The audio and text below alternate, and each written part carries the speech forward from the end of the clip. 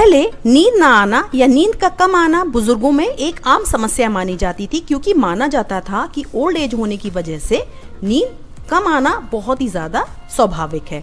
पर आजकल ये प्रॉब्लम यंगस्टर्स में बहुत ही ज़्यादा कॉमन हो गई है। वो इसलिए क्योंकि हमारी लाइफस्टाइल है वो बहुत ज़्यादा बिगड़ गई है। जैसे कि हमारा खान पान, हम जंक फूड खाते हैं, हैवी फूड खाते हैं, बाहर का खाना खाते हैं और खाना खाने के बाद तुरंत ही हम बेड पर आ जाते हैं या फिर मोबाइल पर रहते हैं, लगातार टीवी देखते रहते हैं, लैपटॉप पर काम करते हैं, जिसकी वजह से हमारा दिमाग स्टिमुलेट हो जाता है और हमें तुरंत नींद नहीं आती। इसके अलावा बहुत सारा टेंशन है, हमें स्ट्रेस भी है, वर्क प्रेशर भी ज़्यादा है, हम डिप्रेशन के शिकार हैं, एंग्जाइटी है हमें। तो बहुत सारे ऐसे रीजंस हैं जिसकी वजह से हमें नींद कम आती है, नहीं आती या फिर तुरंत नींद नहीं आती। तो आज मैं आपके साथ, मैंने सबसे पहले आपको कॉजेज़ बता दिए, रीजंस बता दिए, अब मैं आपको इसका सॉल्यूशन बताऊंगी। तो सॉल्यूशन में सबसे पहले तो हमें क्या करना है, अच्छी नींद के लिए, गहरी नींद के लिए हमें मोबाइल और जितने भी गैजेट्स हैं उससे हमें दूरी बनानी होगी। जैसे ही शाम हो जाती है तो लगभग 7 बजे के बाद आपको मोबाइल को बिल्कुल टच नहीं करना है। जिन लोगों को नींद कम आने की या ना आने की प्रॉब्लम है, बुजुर्ग हैं, महिलाएं हैं, बड़े हैं, बच्चे हैं, तो सभी को हमें मोबाइल से बिल्कुल दूर रखना है, सभी को मोबाइल नहीं देखना चाहिए। इसके अलावा टीवी वगैरह कोई भी सीरियल हो, कोई भी, अगर आप कोई मूवी देखने के शौकीन हैं, कोई सीरियल देखते हैं, तो वो हमें कोई भी नहीं देखना है, क्योंकि इन सारी चीज़ों से ही हमारा जो माइंड है स्टिमुलेट हो जाता है और उसके बाद में हमें नींद ना आने की समस्या से जूझना पड़ता है। तो इन बातों का तो ध्यान हमें रखना ही है, अपनी लाइफस्टाइल अच्छी करनी है। इसके अलावा खाने के तुरंत बाद हमें कुछ कदम टहलना है, लगभग 100 कदम आपको टहलना होगा। ये बहुत ही ज़रूरी है गहरी अच्छी नींद के लिए। इसके साथ ही एक होम रेमेडी मैं तैयार करूँगी ताकि आपको बिना गोलियों के, बिना दवाई के ही आप घर में बहुत आसानी के साथ अपनी इस समस्या से निजात पा पाएँ।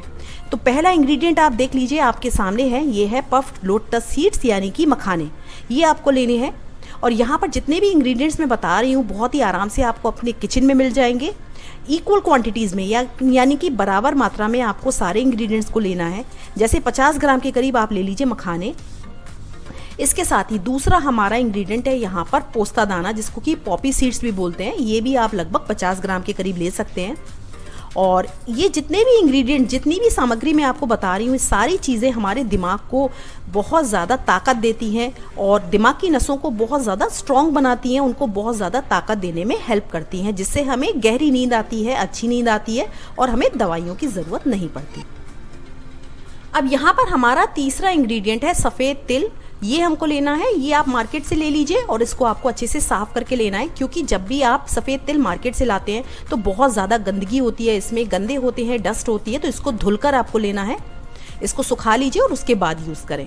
चौथा हमारा इंग्रेडिएंट है बादाम। बादाम आप सभी जानते हैं, ये भी हमारे दिमाग को तेज़ करने में, हमारी मेमोरी को शार्प करने में और हमारे माइंड को स्ट्रॉन्ग बनाने में बहुत ज़्यादा हेल्प करता है।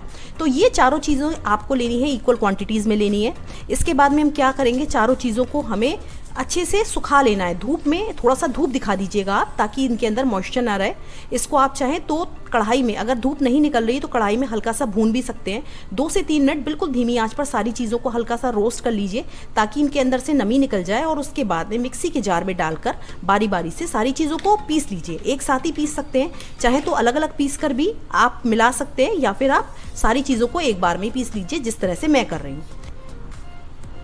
बस एक बात का आप ध्यान रखिएगा कि ये जो चारों चीज़ें हैं इसको आपको मिक्सी में पल्स करते हुए पीसना है, क्योंकि अगर आप एक बार में पीस देंगे तो इनमें ऑयल्स होते हैं, कुछ अपने नेचुरल ऑयल्स होते हैं, जैसे बादाम में तेल होता है, तिल का तेल होता है। तो अगर आप एक बार में पीसेंगे तो हो सकता है कि नीचे जाके चिपक जाए। इसके लिए आप इसको थोड़ा सा ऑन ऑफ करते हुए आप इसको पीस लीजिए और इसके बाद में आप इसको किसी भी एयरटाइट बॉक्स में भरकर रख दीजिए। आपको इसको फ्रिज में नहीं रखना है, अगर आप चाहें तो फ्रिज में भी आप रख सकते हैं, कोई प्रॉब्लम नहीं है, पर आप इसको बाहर ही रखिए। और आप इसको 15 दिन के लिए या फिर 1 महीने के लिए बना सकते हैं। रोज़ आपको 1 चम्मच इसको खाना है, रात को खाना खाने के 1 घंटे बाद खाना है। गर्म दूध के साथ लेना है या फिर गर्म पानी के साथ भी ले सकते हैं, पर बेस्ट रिजल्ट्स पाने के लिए आपको इसको लेना है गर्म दूध के साथ।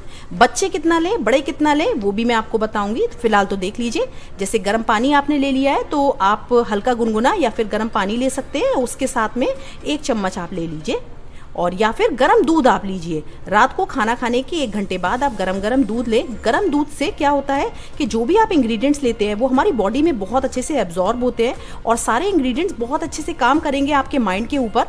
सिर्फ 1 चम्मच आपको पाउडर लेना है। तो अगर एडल्ट हैं आप, अगर आप बड़े हैं तो आप 1 चम्मच ले लीजिए। पाउडर को सबसे पहले आप फाँक लें और उसके बाद में आप दूध पी लीजिए। तो देखिएगा आपको बहुत ज़्यादा फ़ायदा होगा। आपकी जो जितनी भी माइंड की मसल्स हैं वो रिलैक्स हो जाएंगी और आपको बिल्कुल भी नींद में प्रॉब्लम नहीं आएगी। तो बड़ों को आपको देना है 1 चम्मच और बच्चों को देना है आधी चम्मच। 5 साल से नीचे के बच्चों को ना दें, 5 साल से ऊपर के बच्चों को देना है। 12 साल की उम्र तक आप आधी चम्मच तक दे सकते हैं और 12 साल की उम्र के से ऊपर के बच्चे हैं तो उनको आप 1 चम्मच तक दे सकते हैं।